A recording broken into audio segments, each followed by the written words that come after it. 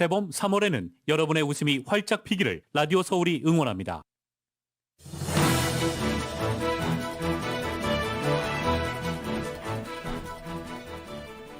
조 바이든 행정부가 푸틴 대통령 측근 인사들을 제재 대상에 올리는 등 추가 제재를 단행했습니다. 유럽 국가들도 이들에 대한 제재에 나서고 있습니다. 러시아와 우크라이나가 2차 평화회담에서 민간인의 대피를 위한 인도주의 통로 개설과 통로 주변의 휴전에 합의했습니다. 국제형사재판소는 러시아군의 민간시설 공격이 전쟁보험죄인지 조사하기로 했습니다. 북가주의 프리몬트가 전국에서 가장 행복한 도시로 꼽혔습니다. 남가주에서는 얼바인이 6위로 가장 높았고 LA는 54위에 머물렀습니다. LA 카운티의 실내 마스크 착용 의무화 조치가 내일부터 해제됩니다. 한인 비즈니스들도 경제 활성화를 기대하고 있지만 긴장의 끈은 놓을 수 없다는 입장입니다. LA 카운티의 가솔린 평균 가격이 사상 처음 $5를 넘었습니다. 오렌지 카운티도 $5대 진입을 눈앞에 두고 있습니다. 캘리포니아주 최고 법원이 UC 버클리의 올 가을 신입생 수를 3,000명 줄이라고 명령했습니다. 대학 측은 신입생 감축 준비에 들어갔습니다. 20대 대선의 사전투표가 시작됐습니다. 여야 모두 사전투표 동료에 나선 가운데 코로나19의 확산세가 변수가 될 전망입니다. 더불어민주당 이재명 후보가 새로운 물결 김동연 대표와 첫 공동 유세에 나섰습니다. 윤석열 후보는 6박 7일 동안 이어지는 유세 대장정에 돌입했습니다. 선거법이 공표를 허용하는 선거 전 마지막 여론조사에서 윤석열 후보가 이재명 후보에 5%포인트 앞서는 것으로 나왔습니다. 제롬 파월 연준 의장이 우크라이나 전쟁으로 인해 물가 상승과 소비와 투자 위축 등 미국 경제가 타격을 받을 수 있다고 밝혔습니다. 오늘 뉴욕 증시는 인플레이션 상승에 대한 연방준비제도의 적극적인 긴축 정책 가능성에 하락했습니다. LA로는 오늘 밤부터 내일 새벽까지 비가 내리는 지역들이 있겠습니다. 밤 최저 52도가량 되겠고 내일은 곳에 따라 구름끼는 날씨에 낮 최고 62도로 예상됩니다. 주요 뉴스는 공항에서부터 목적지까지 모바일 체크인과 첨단 공기순환 시스템을 통해 안전한 기내 환경과 여행을 제공하는 아시아나 항공 제공입니다. 여러분 안녕하십니까? 김미회입니다. 안녕하십니까? 임승찬입니다. 3월 3일 목요일 라디오 서울 이브닝 뉴스 1부 시작하겠습니다.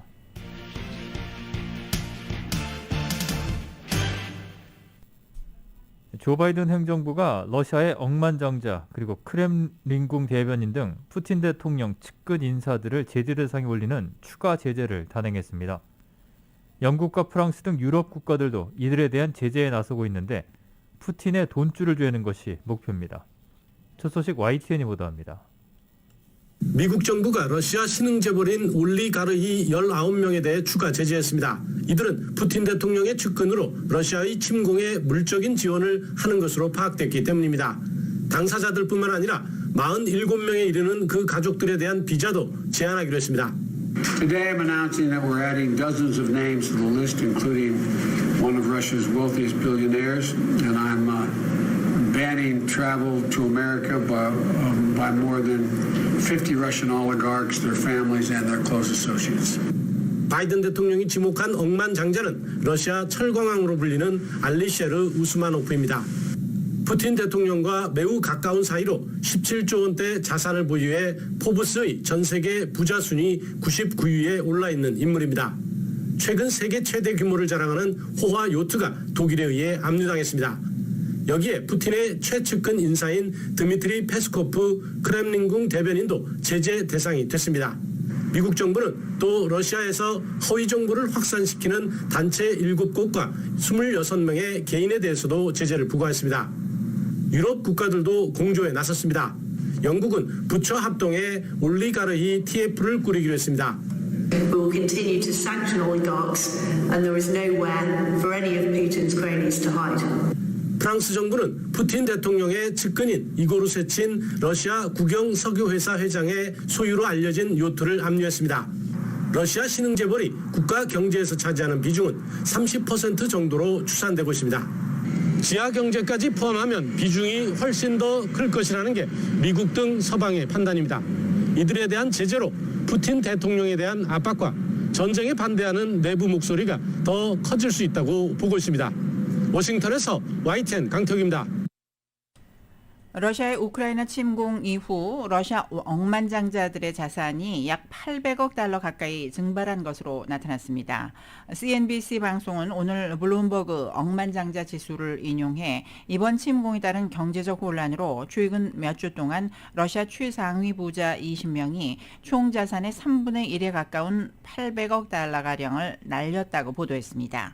이에 따라 전 세계를 누비던 러시아 부자들의 시대가 빠르게 저물고 있다고 평가했습니다. 이는 미국과 유럽을 비롯한 서방의 고강도 경제 제재와 자산 압류 조치, 루블화 폭락 등이 그 원인입니다.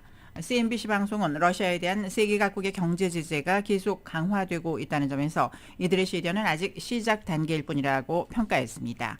특히 주요국들이 속속 올리가르히, 즉 신흥 재벌들의 자산을 압류 또는 동결하고 나섰고 제재 여파로 루블화 가치가 추가 급락하면 이들의 자산은 더 쪼그라들 것으로 전망했습니다. 국방부는 러시아의 우크라이나 침공으로 긴장이 고조된 가운데 오판에 따른 충돌을 막기 위해 러시아와 직통선을 개설했다고 밝혔습니다. 로이터에 따르면 국방부 고위 당국자는 지난 1일 러시아 국방부와 충돌 방지 연락선을 구축했다고 말했습니다. 이는 오판과 군사적 분쟁, 긴장 고조를 막기 위한 목적이라고 설명했습니다. 국방부는 러시아가 우크라이나 침공을 위해 접경 지역에 배치한 군 병력의 90%를 현재 우크라이나에 투입을 했지만 추가로 군대를 증강하고 있다는 징후는 없다고 덧붙였습니다. 러시아와 우크라이나가 2차 평화회담에서 민간인의 대피를 위한 인도주의 통로 개설과 통로 주변의 휴전에 합의했습니다. 남부 요충지인 헤르손을 점령한 러시아는 마리우폴 등 주요 도시들에 대한 집중 공략을 이어가고 있습니다. KBS의 보도입니다. 벨라루스의 벨라베슈 숲에서 2차 평화회담에 나선 우크라이나와 러시아. 회담 2시간여 만에 민간인의 대피를 위한 인도주의 통로를 개설하기로 합의했습니다. 또 이 통로에서 대피가 이루어지는 동안 일시적으로 휴전을 하는 데에도 뜻을 모았습니다. То есть не везде, а только в тех местах, где будут находиться, собственно, сами гуманитарные коридоры, возможно будет прекращение огня на время проведения эвакуации. 양측은 인도주의 통로 운영을 위해 조만간 별도 채널을 구성하기로 했는데 다음 주에 3차 회담이 열릴 것으로 전망된다고 인테르팍스 통신 등이 전했습니다. 러시아의 침공 8일째 평화 협상이 예정된 와중에도 양측은 치열한 교전을 이어갔습니다. 러시아는 인구 30만 명의 우크라이나 남부 항구 도시이자 전략 요충지 헤르손을 점령했습니다. 돈바스 지역의 주요 도시가 처음으로 러시아 손으로 넘어간 겁니다. No police, there is no Ukrainian military here. So I believe that the city is 100% in Ukrainian, Russian control actually. 또 다른 남부 항구 도시 마리우폴엔 15시간에 걸쳐 러시아군의 포격이 쏟아졌고 결국 포위에 성공한 것으로 전해졌습니다. Мы опять без света, мы опять без воды, мы продолжаем оставаться без тепла. 제2의 도시 하르키우에서도 경찰서와 대학 건물이 파괴되는 등 수도 키이우를 비롯해 우크라이나 주요 도시들의 러시아군의 화력이 집중됐습니다. KBS 뉴스 김건우입니다. 네, 지금 들어온 소식입니다. 우크라이나 자포리라의 원자력 발전소에서 러시아군의 공격으로 화재가 발생했다고 로이터와 AFP 통신이 보도했습니다. 보도에 따르면 현지 지역시장은 텔레그램을 통해서 원전이 현지 시각으로 4일 새벽 러시아군의 공격을 받았다며 이같이 밝혔습니다. 자포리라 원전의 안드리아 루스 대변인도 텔레그램을 통해서 러시아군이 원전에 포격을 가해 화재가 발생했다며 중화기 공격을 멈춰라. 자포라리 원전은 유럽 최대 규모의 원전이다. 진짜 핵 위협이 도사리고 있다고 밝혔습니다. 자포리자 원전은 우크라이나에서 가동 중인 원자로 15기 가운데 6기를 보유한 대규모 원전입니다. 우크라이나 전체 전력 생산의 4분의 1 정도를 차지하고 있습니다. 유럽 최대 규모의 원자력 발전소라는 평가를 받고 있습니다. 한편 방금 들어온 소식에 따르면 자포리자 원전 주변 방사능 수치가 올라간 것으로 밝혀지고 있습니다. 이 속보는 다시 들어오는 대로 보도해드리겠습니다. 미국, 일본, 호주, 인도가 참여하는 대중국 견제협의체 쿼드 정상들이 우크라이나전과 관련해서 인도적 지원 체계를 구축하기로 했습니다. 쿼드 정상은 오늘 화상회의를 연 뒤 공동 발표 자료를 통해 우크라이나의 분쟁과 인도적 위기를 논의하고 좀 더 폭넓은 영향에 관해 평가했다며 이같이 밝혔습니다. 이번 회의는 조 바이든 대통령과 기시다 후미오 일본 총리, 스캇 모리슨 호주 총리, 나렌드라 모디 인도 총리가 참여했습니다. 쿼드 정상들은 새로운 인도적 지원과 재난 구호 체계를 구축하기로 합의했다며 이는 쿼드가 향후 인도 태평양 지역의 인도적 과제에 대응하고 각국이 우크라이나 위기에 대응하는 가운데 소통 채널을 제공할 것이라고 설명했습니다. 쿼드 정상들은 또 모든 국가의 주권과 영토가 존중받고 군사, 경제, 정치적 강압이 없는 자유롭고 개방된 인도 태평양에 전념한다는 입장을 재확인했다고 강조했습니다. 미국과 나토가 우크라이나에 휴대용 대공 미사일과 같은 무기뿐만 아니라 공중과 지상에서 확보한 각종 전술 정보를 제공하고 있는 것으로 나타났습니다. 군사매체인 에어포스 매거진은 오늘 동유럽에 배치된 미국과 나토의 정보, 감시와 정찰 자산들이 우크라이나 공군에 전술 정보를 제공하고 있다고 전했습니다. 미국과 나토가 우크라이나 공군에 제공하는 전술 정보에는 나토 동맹군의 지상 감시 데이터를 비롯해서 공중 조기 경보기와 위성, 레이더 시스템, 무선과 통신 등을 통해 확보한 각종 데이터입니다. 그동안 미국은 우크라이나군의 휴대용 지대공 미사일인 스팅어 미사일이나 제블린 대전차 미사일 그리고 탄약 등을 주로 제공해왔습니다. 우크라이나를 돕기 위한 각국의 지원이 계속되고 있는데요. 우크라이나 사람이 아닌데도 러시아군에 맞서 아예 의용군으로 참전해 싸우겠다는 외국인도 늘고 있습니다. 한편 국제형사재판소는 러시아군의 민간시설 공격이 전쟁 범죄인지 조사하기로 했습니다. KBS 보도입니다. 영국 런던에 있는 우크라이나 대사관 앞 한 남성이 인터폰을 통해 우크라이나군에 합류해 싸우겠다는 뜻을 전합니다. Hello, yeah, we've come to join the Ukrainian army or whatever they're called. 백발의 나이에 의용군 지원 의사를 밝힌 사람도 있습니다. I'm 60, which means I'm just about within the age range they'll accept. 러시아군의 공세가 계속되면서 아예 전투에 직접 참여하려는 지원자들이 줄을 잇는 겁니다. 영국 언론은 아프가니스탄 참전 경력이 있는 전직 군인 150여 명이 이미 우크라이나로 출발했다고 보도했습니다. 각국 정부는 일단 자국민의 직접적인 참전에는 조심스러운 입장이지만 젤렌스키 대통령이 나서 의용군 참여를 호소했던 우크라이나는 환영하고 있습니다. 우크라이나 외무장관은 아예 영토 방어 국제부대라는 이름을 내걸고 지원자들이 각국의 우크라이나 대사관을 찾아달라고 독려하기도 했습니다. 이런 가운데 국제형사재판소 ICC가 러시아군의 전쟁 범죄에 대한 조사에 착수했습니다. ICC 조사는 러시아 폭격으로 민간인 피해가 속출하고 러시아가 진공폭탄을 사용했다는 의혹이 제기됐기 때문입니다. 진공폭탄은 폭발 반경을 진공 상태로 만들어 인체 장기에 치명적 손상을 주기 때문에 제네바 협약에서 사용이 금지된 무기입니다. 제소국에는 영국과 프랑스, 독일 등 유럽 대부분 국가는 물론 중립국인 스웨덴도 포함됐습니다. KBS 뉴스 정세배입니다.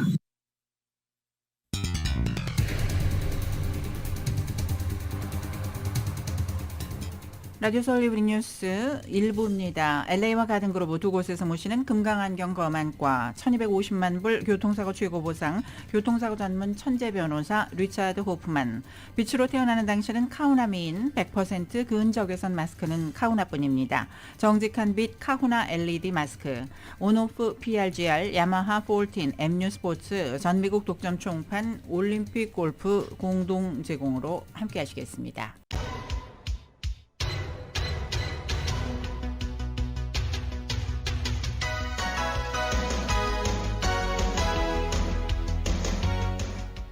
다섯 시 17분 향하고 있습니다. 라디오 서울 이브닝 뉴스 교통 상황 잠시 알아보겠습니다. 한인타운 인근 각 프리웨이 구간들 정체가 점점 심한 모습 보이고 있는데요. 먼저 101번 프리웨이 사우스 방면입니다. 할리우드 블루버드 구간부터 10마일 또는 10마일 미만으로 속도 많이 떨어지고 있습니다. 2번 프리웨이 만나는 구간까지 심한 정체 보이고 있고 110번 프리웨이 노스 방면 역시 스타디움 웨이 구간부터 가다서다를 반복하고 있습니다. 특히 3가 구간부터 아담스 블루버드 인근까지 정체가 심한 모습입니다. 이 밖에 추돌사고 발생해서 교통위험신호 켜져 있는 구간들이 있는데요. 118번 웨스트 템파 애비뉴 출구, 101번 프리웨이 사우스 방면과 110번 사우스가 교차하는 구간, 5번 프리웨이 노스 방면은 밸리뷰 애비뉴 구간에 각각 조금 전 추돌사고 발생했습니다. 끝까지 안전운전 하시기 바랍니다. 교통상황이었습니다. 이브닝 뉴스 1부 함께하고 계십니다. 전국 인구의 약 93%는 더 이상 실내에서 마스크를 쓰지 않아도 된다고 질병통제예방센터 CDC가 권고했습니다. CDC는 전체 카운트의 85%가 코로나19 확산 위험도에서 중간 이하로 평가됐다고 밝혔습니다. CDC가 지난주 발표한 새 지침에 따르면 각 카운티 정부는 신규 확진자 수와 신규 입원 환자 수, 병상 점유율 등을 토대로 코로나19 확산 위험도를 낮음과 중간, 높음 등 3단계로 평가합니다. 평가 결과 위험도가 낮음이나 중간이면 백신 접종 완료자는 실내에서 마스크를 쓰지 않아도 됩니다. 또한 사회적 거리두기 의무도 사라져서 밀집한 실내 공간도 자유롭게 방문할 수 있습니다. CDC는 지난주와 대비했을 때 전체 확진자 수는 다소 증가했지만 코로나19 입원 환자 수는 감소세가 이어졌다고 밝혔습니다. 지난주에는 행정구역의 약 70%에서 코로나19 확산 위험도가 중간 이하로 평가됐었습니다. 공중보건서비스단 단장 겸 의무총감이 오늘 주요 IT 기업들에게 코로나19 관련 가짜뉴스에 대한 데이터를 제출하라고 공식 요구했다고 뉴욕타임스가 보도했습니다. 비백 머시 의무총감은 소셜 네트워크와 검색 엔진, 전자상거래 플랫폼, 메시지 서비스 등에서 퍼지고 있는 코로나19 관련 가짜뉴스의 규모에 대한 정보를 5월 2일까지 제출하라고 요청했습니다. 제출 대상은 질병통제예방센터인 CDC가 수집해 정리한 가짜뉴스 유형부터 시작해 해당 기업의 웹사이트나 플랫폼에서 코로나19 허위 정보가 얼마나 광범위하게 퍼져 있는지에 대한 데이터와 분석 결과 등입니다. CDC는 코로나19 백신의 성분이 위험하다, 코로나19 감염으로 확보한 자연 면역이 백신에 의한 면역보다 낫다, 백신이 변이를 유발한다, 백신에 마이크로칩이 들어가 있다 등을 대표적인 가짜 뉴스로 규정하고 있습니다. 머시 의무총감은 또 이번 조치는 우리나라의 보건을 지키는 일에 관한 것이라고 말했습니다. 레리 호건 메릴랜드 주지사의 한국계 딸인 제이미 스털링이 카운티 검사장에 도전을 합니다. 메릴랜드주에 따르면 스털링은 어제 세인트 메리스 카운티 검사장에 출마한다고 밝혔습니다.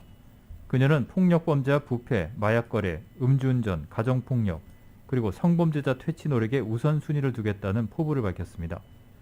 스털링은 14년간 검사로 재직했고 현재는 메릴랜드주 애너런들 카운티 검찰청의 차장검사를 맡고 있습니다. 호건 주지사는 트위터에 딸의 출마 소식에 흥분이 된다며 제이미는 엄격한 검사로서 지역 사법 시스템이 반복된 폭력 범죄자에게 너무 관대하다는 점을 잘 알고 있다며 응원했습니다. 미국이 쿠바 주재 대사관의 비자 업무를 일부 재개하기로 했습니다. 지난 2017년 쿠바 주재 미 외교관들에게 나타난 괴질환, 이른바 아바나 증후군을 이유로 업무가 중단된 지 4년여 만입니다. 티모시 조니가 브라운 쿠바 주재 미국 대사 대리는 오늘 쿠바의 수도 아바나에서 기자회견을 열고 이 같은 계획을 밝혔습니다. 조니가 브라운 대사 대리는 대사관 기능의 점진적인 확대 일환으로 일부 이민 비자 서비스가 제한적으로 재개될 것이라며 관련 서류가 완비된 이들을 대상으로 일단 이민 비자 업무를 시작한다고 말했습니다. 이를 위해 영사 업무 인력이 아바나로 추가로 파견됩니다. 미국은 오바마 전 대통령 시절이던 지난 2015년 7월 아바나의 대사관을 다시 열고 54년 만에 국교를 정상화했었습니다. 전국의 중대형 도시 가운데 주민들의 행복지수가 가장 높은 곳은 북가주 프리먼트라는 분석이 나왔습니다. 프리먼트는 금융정보업체인 월렛허브가 발표한 2022 전국에서 가장 행복한 도시 순위에서 전국 182개 인구 밀집 도시 가운데 1위를 차지했습니다. 원래 터부는 연방수사국과 인구조사국, 노동통계국, 질병통제예방센터 등의 자료를 토대로 고용 안전성과 소득 증가율, 우울증 발생률, 이혼 빈도, 그리고 생활 환경 등을 분석해 순위를 매겼다고 밝혔습니다. 2위는 메릴랜드주의 콜롬비아였고 3위가 샌프란시스코, 4위는 샌호세, 5위가 얼바인, 9위 헌팅턴 비치, 10위 샌디에고로 탑 10에 캘리포니아주 도시 6곳이 몰려 있었습니다. 한편 전국 3대 도시인 뉴욕과 LA 그리고 시카고는 각각 58위와 54위 그리고 56위로 모두 50위권에 머물렀습니다. 캘리포니아주 최고 법원이 오늘 UC 버클리의 올가을 신입생 수를 3천여 명 줄이도록 명령을 내리면서 대학 측은 올가을 신입생 감축 준비에 들어갔습니다. 이 소식 정현우 기자가 전해드립니다. 가주 최고법원이 3일 UC 버클리의 신입생 정원을 2020-2021학년도 수준으로 동결하라는 명령을 내리면서 UC 버클리의 올가을 신입생 감축이 현실로 다가왔습니다.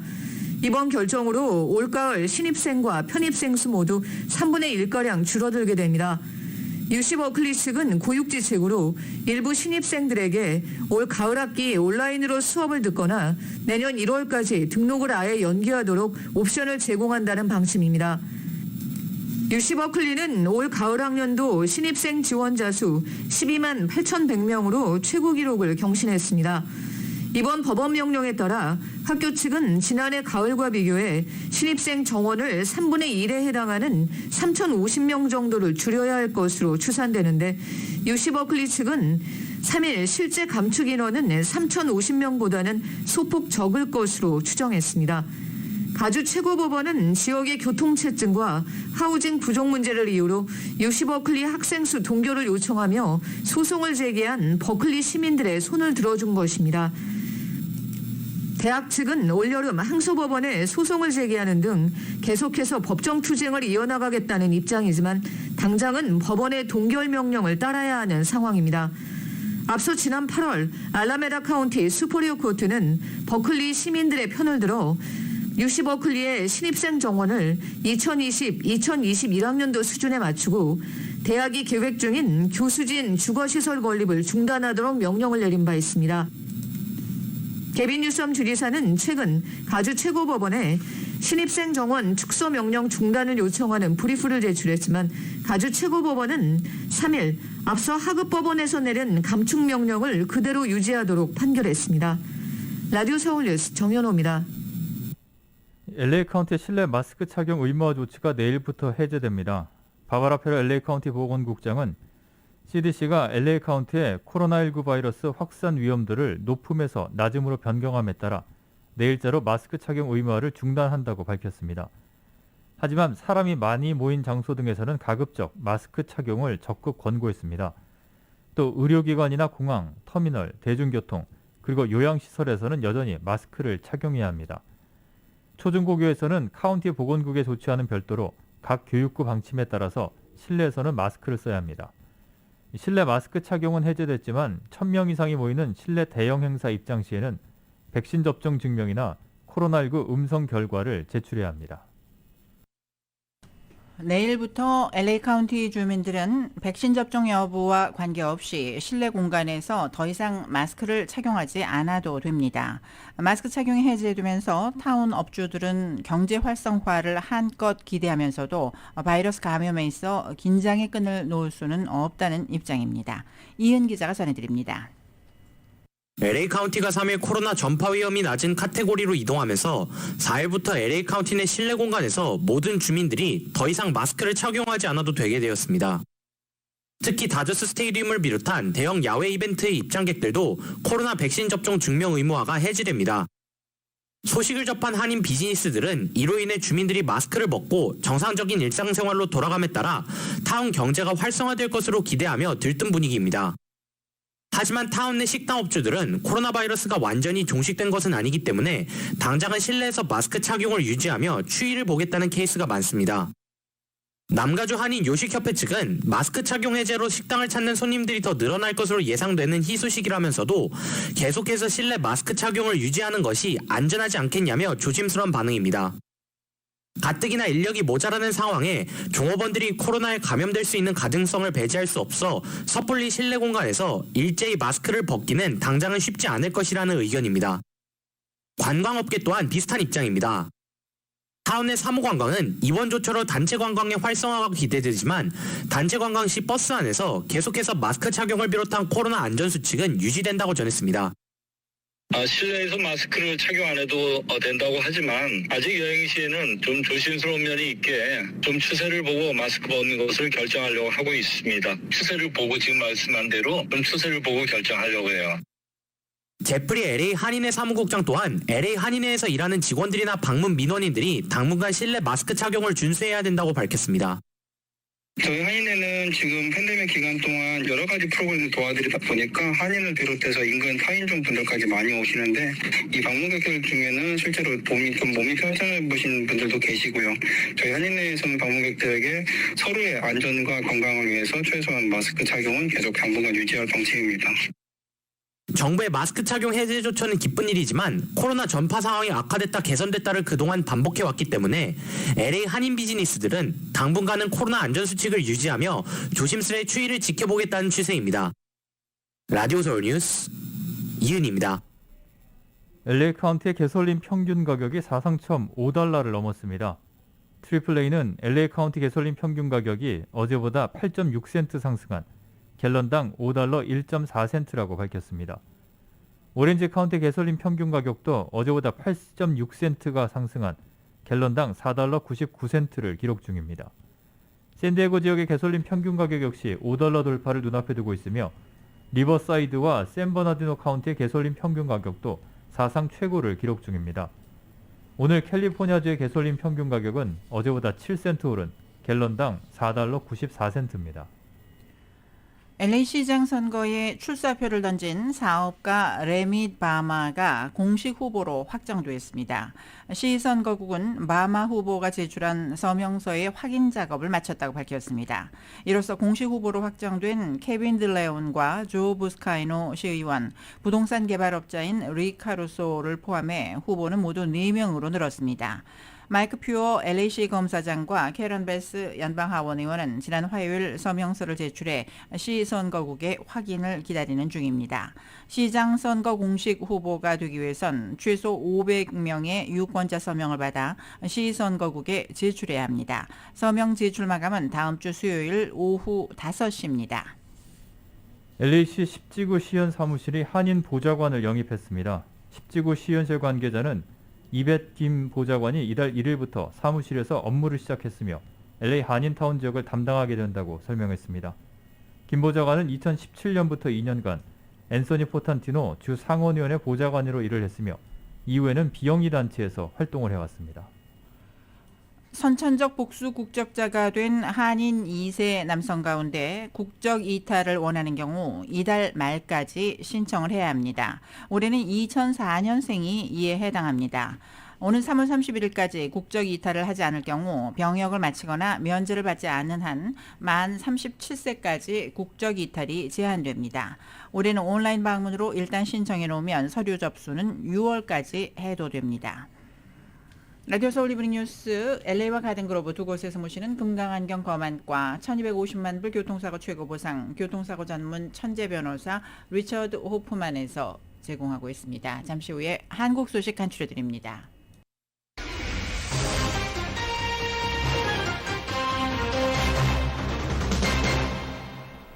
네, 이브닝 뉴스 1부 함께하고 계십니다. KBS 등 지상파 방송 3사가 1일부터 이틀 동안 여론조사를 실시했습니다. 이 법이 공표를 허용하는 선거 전 마지막 여론조사였습니다. 다만 여론조사 진행 시점은 윤석열 안철수 후보의 단일화 결정 이전인데 안 후보를 포함한 다자 대결에서 윤석열 후보가 이재명 후보를 5%포인트 차로 앞서는 것으로 조사됐습니다. KBS가 보도합니다. 누구에게 투표할지 물었습니다. 민주당 이재명 37.1, 국민의힘 윤석열 후보 42.1%, 오차 범위를 벗어난 5%포인트 격차로 윤 후보가 앞섰습니다.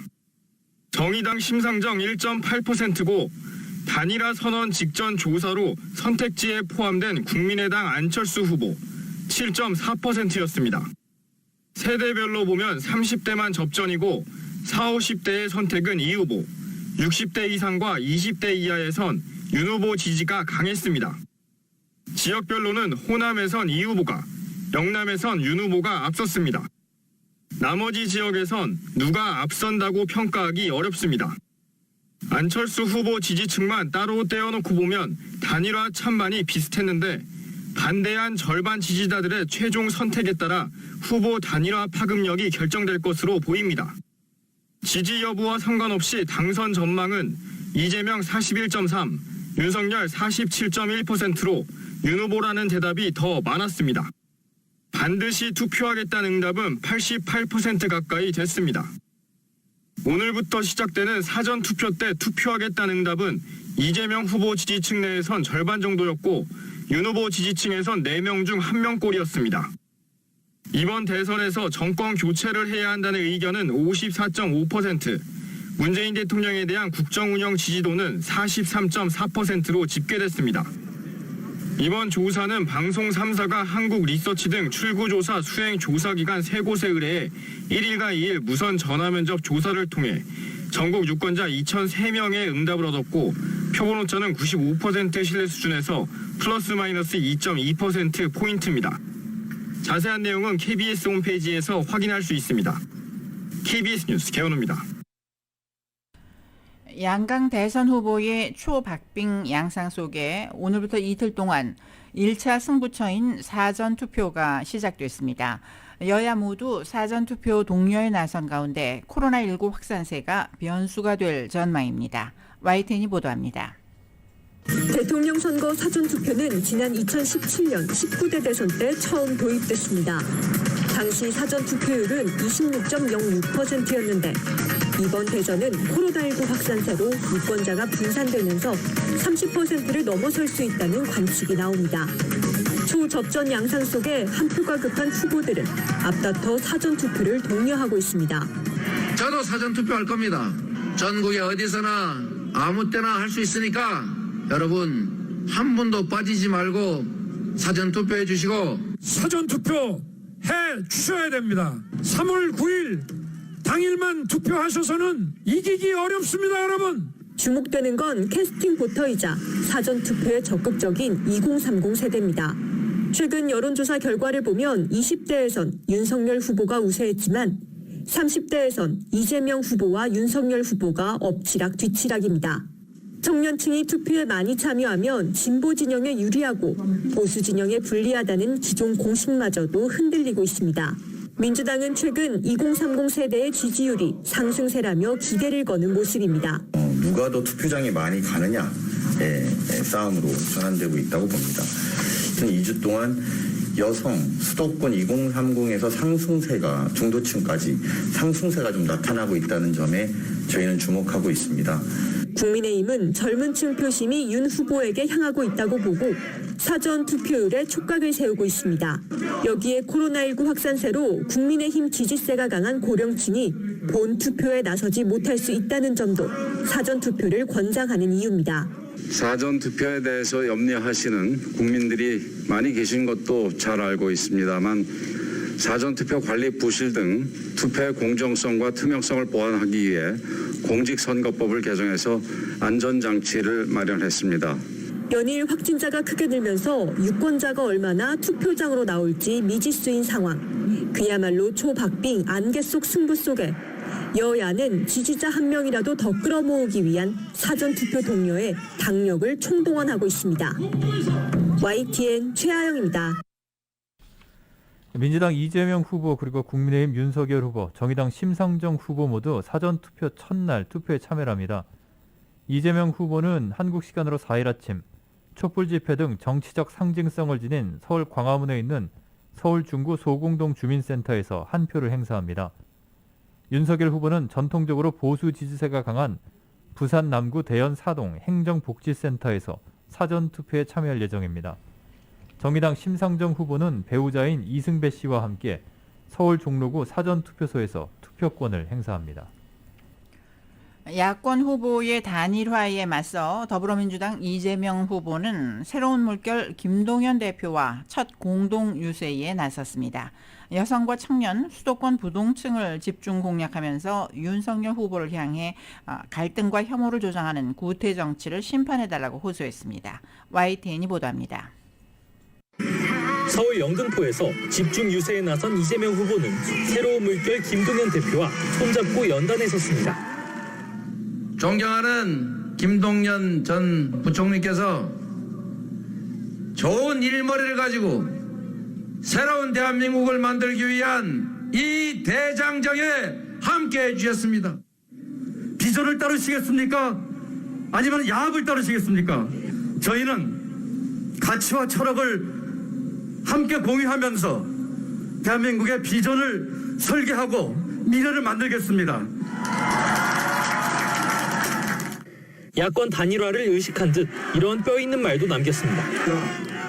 1인 1표의 국민 주권 국가에서 감히 정치인 몇몇이 이 나라의 운명을 마음대로 할 수 있겠습니까, 여러분? 이 나라의 운명을 결정하는 것은 국민이고, 이재명 후보는 야권 단일화를 견제하면서 여성과 청년, 부동층 등 지역표심 공략에 집중했습니다. 종로에선 여성 유세를 주제로 누구도 차별받지 않는 평등한 나라를 만들겠다면서 윤석열 후보와 국민의힘을 겨냥해 갈등과 혐오를 조장하는 정치라고 거듭 비판했습니다. 선배들이 만든 이 귀중한 한 표로 갈등과 혐오를 조장하는 구태 정치, 구태 세력에게 확실한 심판을 하겠습니까, 여러분? 이와 함께 버티는 삶에서 기대되는 삶으로 바꾸겠다며 청년을 향한 편지를 띄우기도 했습니다. 부동산 대책도 다시 한번 강조하며 서울 민심 잡기에 공을 들인 이 후보는 초박빙 10표 차 승부라는 점을 강조하며 사전투표를 독려했습니다. 서울에서 사전투표에 나서는 이 후보는 이후 강원도와 경기 북부를 돌며 총력 유세를 벌입니다. YTN 정윤우입니다. 극적인 단일화를 성사시킨 국민의힘 윤석열 후보는 곧바로 6박 7일 동안 이어지는 유세 대장정에 돌입을 했습니다. 유세 첫날인 3일에는 충청과 경남을 찾아서 정권 교체 없는 정치 교체는 없다며 사전투표에 온 힘을 모아달라고 거듭 강조를 했습니다. 이 소식은 YTN이 보도합니다. 윤석열 후보가 단일화 선언 짓고 향한 곳은 민심의 풍향계라고 불리는 충청이었습니다. 6박 7일 동안 이어지는 총력 유세 첫날, 먼저 충남 아산에서 무능하고 오만한 현 정권을 갈아치우자고 목소리를 높였습니다. 무능하고 국민을 무시하는 오만하고 무도한 정권 갈아치우고 이제 나라 좀 정상적인 나라로, 좀 정상적인 세상으로 만들어 놓으라고 하시는 명령 아니십니까, 여러분? 정권 교체 없는 정치 교체는 물타기와 다름없다며 김동연 후보와 단일화한 민주당 이재명 후보를 겨냥한 비판을 쏟아냈습니다. 대선 열흘 앞두고 국민들의 정권 교체 열기가 치솟으니까 이건 물타기 하려고 정권 교체가 아니라 정치 교체라고 얘기하는데 정권 교체 없이 정치 교체가 됩니까, 여러분? 이어 천안과 공주, 세종 등 충청 곳곳을 누볐습니다. 윤 후보는 부친의 고향인 충남 공주에서는 자신이 충청의 아들이라고 강조하며 충청 대망론으로 중원 표심을 자극했습니다. 오후에는 경남으로 이동해 보수층 텃밭 따지기에 주력했습니다. 특히 부정투표 우려가 큰 지지층을 향해선 당 차원에서 방지 대책을 마련했다며 사전투표에 적극적으로 참여해달라고 거듭 호소했습니다. 저희가 3월 9일 당일만 투표하면 못 이깁니다. 이길 수 없습니다. 3일을 다 투표해야 됩니다. 윤 후보는 사전투표 첫날 부산에서 직접 투표에 나선 뒤 경주와 경산, 안동 등 경북 지역을 두루 훑는 총력 유세를 이어간다는 계획입니다. YTN 김우준입니다. 라디오 소울 이브닝 뉴스 함께하고 계십니다. 빛으로 태어나는 당신은 카우나민, 100% 근적외선 마스크는 카우나뿐입니다. 정직한 빛 카우나 LED 마스크, 온오프 PRGR, 야마하 볼틴 MU 스포츠, 전미국 독점 총판, 올림픽 골프에서 보내드립니다. 잠시 후에 경제 소식 이어집니다.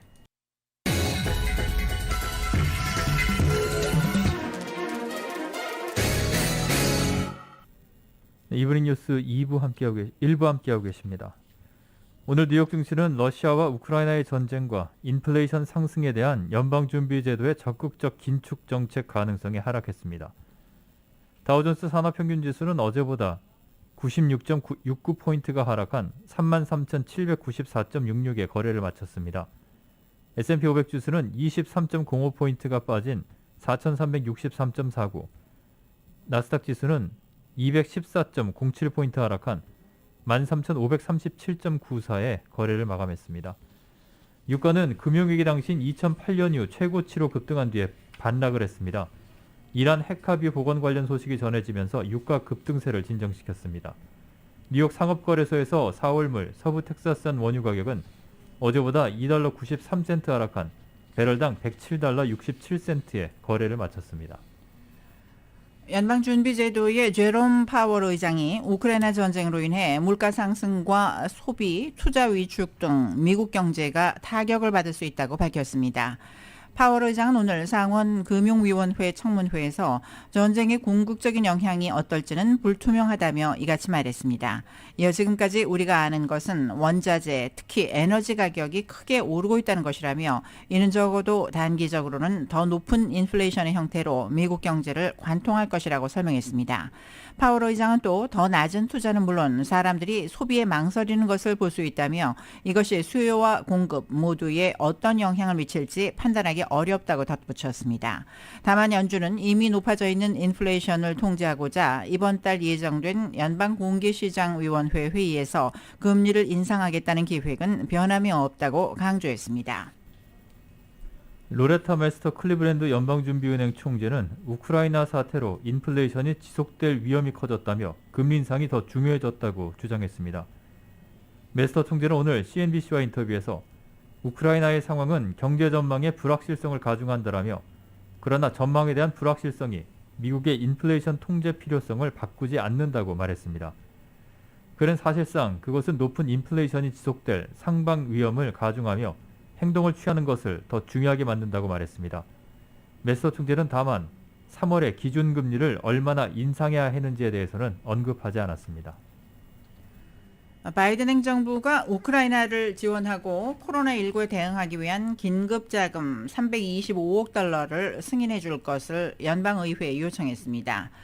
오늘 바이든 행정부는 백악관 예산관리국을 통해 우크라이나와 유럽 동맹 국가들에 대한 인도적 지원, 안보 강화 등을 위한 자금 100억 달러와 코로나19 치료제 공급 확보, 테스트 및 백신 접종 자금 등으로 225억 달러를 승인해달라고 의회에 요청했습니다. 백악관 예산관리국의 샬란다 영 국장대행은 펠로시 하원 의장을 비롯해 다른 주요 민주당 의원들의 보낸 서한에서 의회가 3월 11일 자금 지원 마감일을 앞두고 포괄적인 정부 자금 지원 법안의 일환으로 이 중요하고 시급한 요청을 처리해 줄 것을 촉구한다고 말했습니다. 그는 이 요청은 러시아의 부당한 침공으로 인한 우크라이나와 중부 유럽 동맹국들을 위한 추가적인 인도적 지원과 안보 경제 지원에 쓰일 100억 달러가 즉각적으로 필요하다는 것을 확인한다고 밝혔습니다. 국제신용평가사인 무디스가 러시아의 우크라이나 침공이 코로나19 팬데믹을 누르고 세계 공급망 최대 악재로 부상했다고 평가했습니다. 무디스는 보고서에서 글로벌 공급망이 직면한 최대 리스크가 팬데믹에서 러시아 우크라이나 분쟁과 이로 인해 초래된 경제적 불확실성으로 바뀌었다고 말했습니다. 무디스는 많은 산업에서 기업들이 처한 상황을 악화시키기만 할 것이라면서 에너지 자원 의존도가 높은 산업의 경우 더욱 그러할 것이라고 경고했습니다. 특히 러시아는 반도체 생산 핵심 원자재인 팔라듐 세계 생산의 40%를 차지하고 우크라이나도 반도체 생산에 쓰이는 희소가스인 네온의 70%를 생산하고 있습니다. 이에 따라서 수개월 안에 전쟁을 끝내는 합의가 도출되지 않는다면 반도체 부족이 악화할 것으로 전망하면서 이는 자동차와 전자제품, 스마트폰을 생산하는 기업에 큰 큰 리스크로 작용할 것으로 내다봤습니다. 국제 신용평가사인 스탠더드 앤 푸어스가 러시아의 신용등급을 추가로 대폭 강등했습니다. S&P는 오늘 서방의 제재 때문에 채무 불이행 위험이 커졌다며 러시아의 신용등급을 기존 BB+에서 CCC-로 8단계 하향 조정했다고 블룸버그 통신이 전했습니다. S&P는 루블화 가치를 보호할 목적으로 러시아 당국이 자본 통제를 시작하는 등 위험을 실질적으로 높일 가능성이 있는 조처들이 시행된 데 따른 것이라고 밝혔습니다. CCC-는 투자하면 원금과 이자 상환 가능성이 의심스럽다는 평가로 국가 부도를 뜻하는 등급인 D보다 2단계 위입니다. 노동부는 지난주 신규 실업수당 청구 건수가 21만 5천 건으로 집계됐다고 오늘 아침 발표했습니다. 지난주보다 18,000건 감소해서 최근 2개월 가운데 최저치를 기록했습니다. 월스트리트저널이 집계한 전문가 전망치 22만 5천 건도 하회했습니다. 최소 2주 이상 실업수당을 신청하는 계속 실업수당 청구 건수는 2,000건 증가한 148만 건으로 나타났습니다. 오늘 통계는 코로나19 오미크론 변이가 잦아들면서 해고가 다시 줄어들고 고용이 늘어나고 있다는 신호로 해석됩니다. 그러나 러시아의 우크라이나 침공으로 인한 지정학적 위기와 연방준비제도의 3월 금리 인상 예고로 고용시장의 단기적인 불확실성이 큰 것으로 관측됩니다. 2월 서비스업 경기 모멘텀이 전월보다 큰 폭으로 개선됐습니다. 오미크론 변이 확산세가 진정되면서 경기 모멘텀이 살아난 것으로 해석됐습니다. 정보 제공업체 IHS 마켓에 따르면 2월 서비스 구매 관리자 지수 확정치는 기절 조정 기준 56.5로 최종 집계됐습니다. 전월치인 51.2 대비 큰 폭으로 개선된 수준입니다. 2월 서비스 PMI는 월스트리트저널 예상치인 56.8은 하회했습니다. 예비치였던 56.7보다 살짝 낮았습니다. 제조업과 서비스를 합친 2월 합성 PMI는 55.9로 전월 51.1보다 큰 폭으로 높았습니다. 지난해 4분기 비농업 부분 노동 생산성이 크게 증가했습니다. 노동부는 지난해 4분기 비농업 생산성 수정치가 전분기 대비 연율 6.6% 증가한 것으로 나타났다고 발표했습니다. 오늘 수치는 전분기에 기록한 3.9% 감소에서 증가세로 돌아선 것으로 월스트리트저널이 집계한 시장 예상치 6.7% 증가를 소폭 밑도는 수준입니다.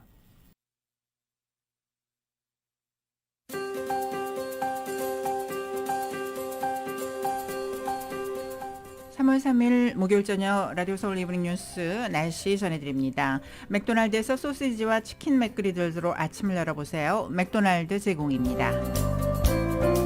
엘리자 오늘 밤부터 내일 새벽까지 비가 내릴 확률이 최대 75% 정도입니다. 바람도 5마일에서 10마일 정도로 불겠고 오늘 밤 최저 기온은 52도가량 되겠습니다. 내일은 곳에 따라 구름 끼는 날씨 보이면서 낮 기온은 오늘보다 더 떨어진 낮 최고 62도, 밤 최저 48도까지 내려갑니다.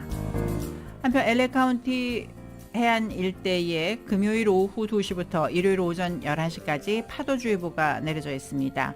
또 LA와 벤츄라 카운티 산악지대 일대에는 오늘 밤 10시부터 일요일 오전 10시까지 눈과 강풍이 예상되면서 겨울날씨주의보도 발효 중입니다.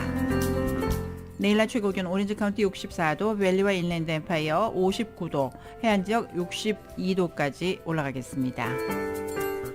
하와이 호놀룰루 오늘 밤 곳에 따라 구름 끼겠고 밤 최저 66도, 내일은 역시 맑은 날씨가 예상됩니다. 낮 최고 80도 되겠습니다.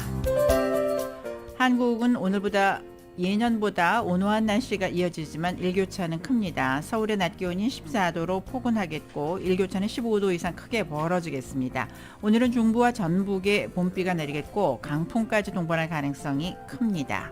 날씨는 맥도날드에서 소시지와 치킨 맥그리들로 아침을 열어보세요. 맥도날드 제공이었습니다. 라디오 서울 이브닝 뉴스 2부, 지금까지 소중한 고객 꿈을 위해 고객과 함께하는 US 메트로은행, 메디케어 HMO 환자분들을 위해 빠르고 정확하게 종합검진해드리는 시니어 어르신들을 위한 차민형 내과, 기아는 미래를 기다리지 않습니다. 스스로 만들어갑니다. 기아자동차, 정직과 신념으로 한 길만을 걸어온 이민법 전문 임상우 변호사 법률그룹 공동 제공이었습니다. 잠시 후 6시 라디오 서울 이브닝 뉴스 2부가 진행됩니다.